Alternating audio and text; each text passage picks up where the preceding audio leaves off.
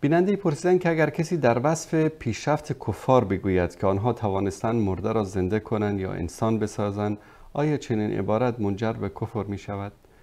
ببینید دوستان عزیز، اولا که مرده را زنده بکنن، نه همچین چیزی اتفاق نیفتاده تا هنوز.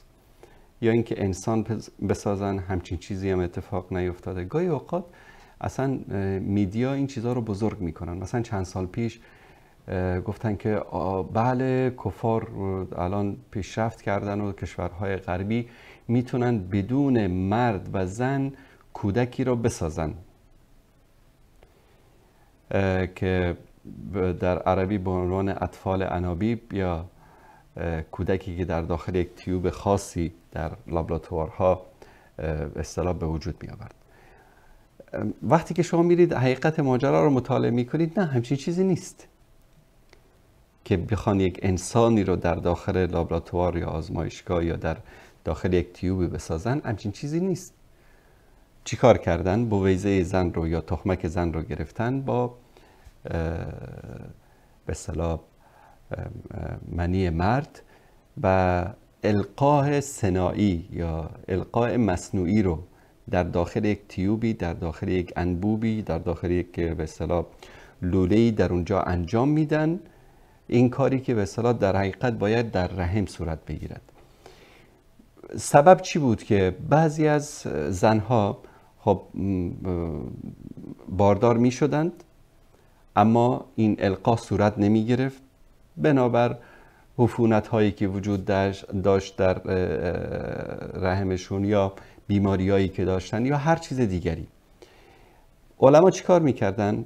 همین به اصطلاح تخمک که آماده باروری هست این رو از تخمدان زن میگیرن و در لابراتوار این رو با اسپرم مرد به اصطلاح القاء صناعی یا مجازی صورت میگیرد، البته خارج از رحم زن، و بعد از اون اینا حالا درصد موفقیتش هم خیلی بالا نیست، یعنی برمیگرده به اون جوی، به اون آزمایشگاهی، به اون بیمارستانی که این کار رو انجام میدن. به مجرد بارور شدن این به اصطلاح حالا جنین بگیم یا نطفه بگیم، این رو بعد دوباره میارن در رحم همان زن میکارند یا قرار میدهند، چون این آماده است که در اونجا معلق بشه و بچسبه. به این شکل این به اصطلاح القاء صناعی رو یا مصنوعی رو انجام میدادن. این که بیان مثلا یک تخمک یک زنی رو ایجاد بکنن یا منی مردی رو ایجاد بکنن و بعد از این دوتا بیان یک انسانی رو بسازند، این همچین چیزی اتفاق نیفتاد. اما انقدر این رو رسانه ها بزرگ کرده بودن، خاصتا ملحدین، البته به دروغ، که چنان جلوه میدادن که گویی که اینا انسان ساختن. بعد از اون چند سال بعدش اومدن گفتن که بله علما میتونن که استنساخ بکنن. استنساخ در زمان خودش خیلی سر صدا به پا کرد و برداشت‌های عجیبی هم در دنیا شد که مثلا گفتن حالا مثلا میتونن در اروپا آمریکا یک لشکر 100,000 نفری بسازن که همه مثل هم باشن، هم شکل هم باشن، مثل هم فکر بکنن، هم قد هم باشن، همه چیزشون مثل هم باشه. حالا چطور امکان داره؟ ببینید نظام آفرینش الله سبحانه و تعالی طبق یک نظمی است. علم این رو کشف کرد که میتواند از هر حجره بدن انسان امکان دارد که یک انسان دیگری ساخته شود که همه مواصفات یا صفتهای همان انسانی را داشته باشد که این حجره از او گرفته شده است و این رو میشه که تبدیل کرد به چی؟ به یک انسان.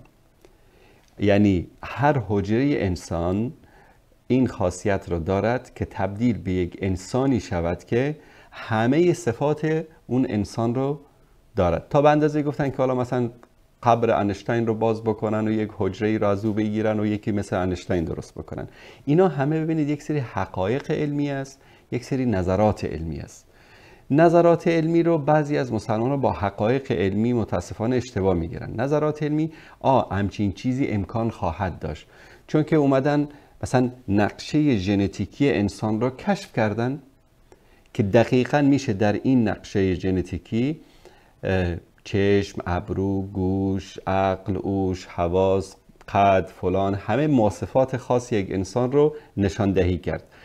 کشف این نقشه ژنتیکی انسان سبب شد که علما، چون هر حجره انسان، این خیلی جالب است، هر حجره انسان در این حجره همان نقشه ژنتیکی کل انسان وجود دارد. به طور مثال از این نوک انگشت من اگر یک حجره رو بگیرن و این رو باز بکنن، نقشه ژنتیکی که در این وجود دارد همه مواصفات من در این حجره وجود دارد. این حجره‌ای که از نوک انگشت من گرفتن. بعد این رو در لابراتوار باز کردن، کروموزوم‌ها رو تشخیص دادن، کروموزوم مثلا مخصوص چشم، ابرو، گوش، بینی، فلان الی آخره. بعد یک نقشه‌ای در پیش علما در مورد خواص یک انسان، صفت‌های یک انسان آشکار شد. یک کشف بود این، یعنی چیزی نبود که اینا یک چیزی ایجاد کرده باشن، یک چیزی اختراع کرده باشن. بعد گفتم بله امکانش هست که مثلا از بدن من یا شما 100 تا حجره رو بگیرن، این 100 تا حجره رو در لابراتوار اینها رو طوری در محیطی قرار بدن که این رشد بکنه و بشه که از این یک انسان دیگری درست کرد که عین مواصفات من رو داشته باشه. یعنی 100 انسان دیگر درست بکنن که عین مواصفات من رو داشته باشه. این رو خیلی سرش سر صدا کردن و فلان، بله این کار میکنیم، بله گوسفند استنساخ کردیم و نمیدونم موش استنساخ کردیم و میمون استنساخ کردیم. بعد همینطور تموم شد و رفت و صداشون در نیامد، چون که خیلی از این موارد امکان پذیر نیست. و ولو این که یک روزی بیان از یک حجره انسان بگیرن 100 تا انسان دیگری درست بکنن، برای من که مؤمن به کتاب الله و رسول الله صلی الله علیه وسلم و روز آخرت و ارکان اسلام و ایمان هستم چیز عجیبی نیست. میگم شما مرد هستید برید همین حجره رو درست بکنید. بالفرض اومدن حجره رو درست کردن، همین حجره رو از چی درست میکنن؟ از همان موادی درست میکنن که الله سبحانه و تعالی انسان رو درست کرده. یعنی یک چیزی رو از هوا نمیتونن ایجاد بکنن، ولو این که از هوام ایجاد کردن. اصلا کل این انسان ها رو الله سبحانه و تعالی از عدم ایجاد کرده. یعنی ببینید هر چقدر علم پیشرفت بکند، هر چقدر کارهای خارق العاده و عجیبی انجام بدهد، انسانی که مؤمن باشد میدوند که اصل و منشأ همه اینها ذات اقدس الهی است. یعنی چیزی رو اینا از پیش خودشون نمیتونن ایجاد بکنن. شاید بتونن اکسیژن ایجاد بکنن، شاید بتونن نیتروژن ایجاد بکنن، شاید بتونن آب ایجاد بکنن، اما اینا رو از کجا آوردن؟ آیا الله سبحانه و تعالی همین نیست که اکسیژن و نیتروژن و اینها رو الله سبحانه و تعالی به هم آمیخته و این مواد رو برای ما ایجاد کرده؟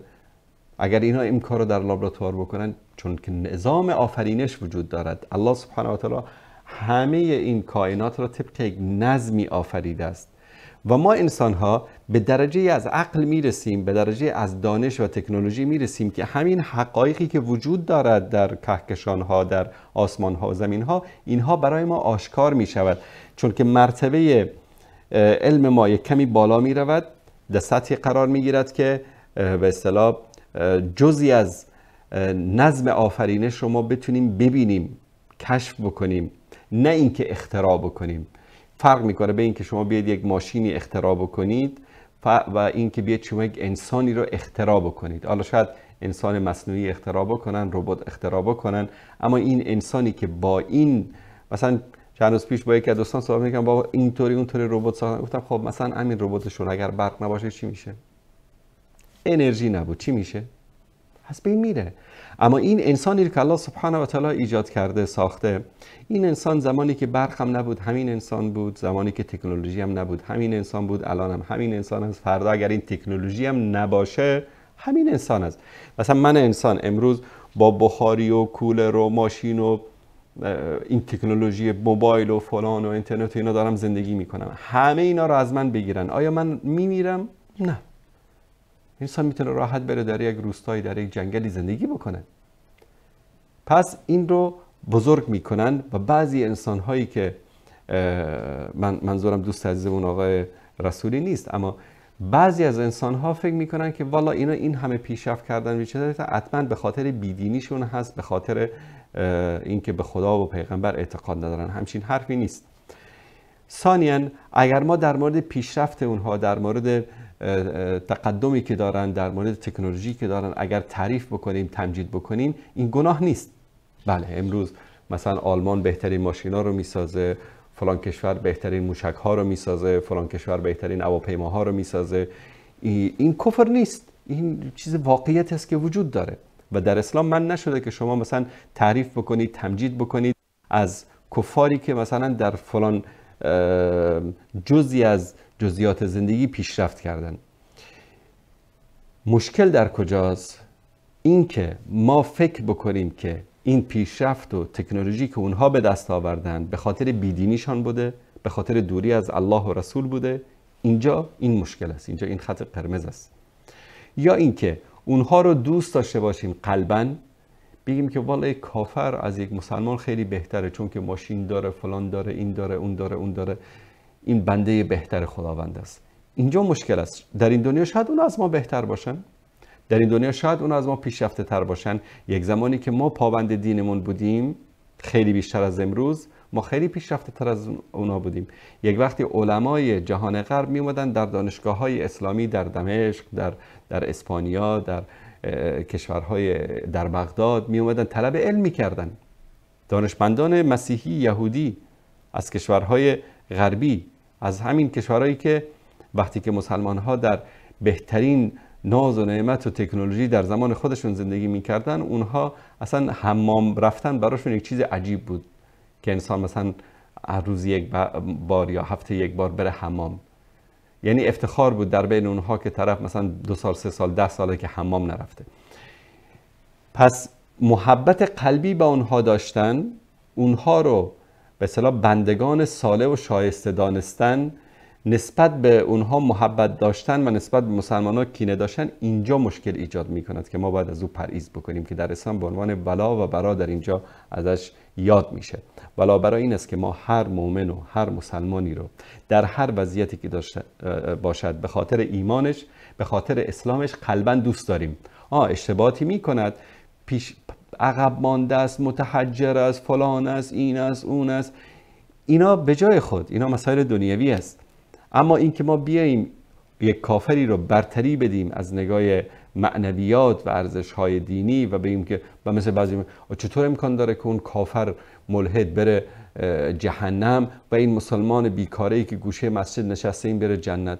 بله خیلی هم امکان داره، چون که اون اصلا اعتقاد نداره. تو به زور میخوای اونو بفرستی جنت، اون میگه اصلا من به خدای تو، به جنت تو اعتقاد ندارم، تو شدی کاسه داغ‌تر از هاش میخوای اینو بفرستی جنت؟ امکان نداره. و اون مسلمانی که شاید امروز به درد جامعه نخوره و این در حد خود یک گناه هست. یک مسلمان باید، رسول الله صلی الله علیه و سلم میفهم بهترین مسلمان کسی است که نفعش به مسلمان ها برسه. و در این صورتی که انسان هم نفعش به انسانیت برسه، به مسلمان ها برسه، هم انسان پیشرفته باشه، متمدن باشه، هم با ایمان و با تقوا باشه، این که دیگه میشه نورون علی نور. اما اگر یک مسلمانی که ولو اینکه عقب مانده بود، نادان بود، جاهل بود، اما ایمان به الله و رسولش داشت، بله میره جنت میره، چون که اعتقاد داره که یک روز حساب کتاب میشه میره جنت، میخواد از خدا هر روز دعا میکنه. اما اون نه، اون میگه نه من به خدای تو اعتقاد دارم، نه به جنت تو اعتقاد دارم، این کارهایی هم که دارم میکنم به خاطر انسانیت میکنم. خوبه در این دنیا به خاطر انسانیت کار میکنه، انسان‌ها تعریفش هم میکنن، اما روز قیامت تو چرا میخوای به زور اونو بفرستی جنت؟ اون اصلا اعتقاد نداشت به جنت. فرق اینجاست. پس بله انسان میتونه که تعریف بکنه، تمجید بکنه، کارهای خوبش رو، اما بالعکس الحکمت ضالة المؤمن، رسول الله صلی الله علیه و سلم میفرمان که حکمت، علم، دانش، اینا گمشده مؤمن است. هر جایی که او را یافت اولاتر است که به دست بیاورد. امروز اگر من برم در مثلا یک کشور اروپایی یک تکنولوژی رو، یک علمی رو، یک فناوری رو در اونجا بیاموزم و بیام در کشور خودم تطبیق بکنم، این حد اعلای تقوا و پرهیزگاری و خدمت به ناس است که رسول الله صلی الله علیه و سلم ما را به او امر کردند.